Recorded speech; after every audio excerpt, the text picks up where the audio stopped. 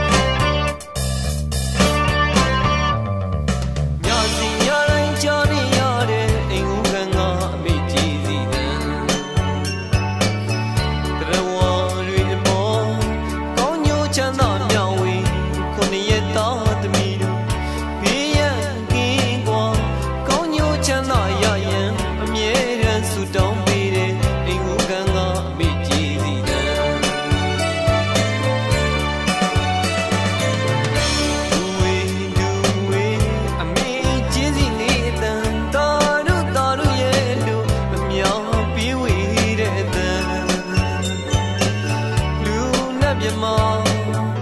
ကောင်းညိုချမ်းသာရရင်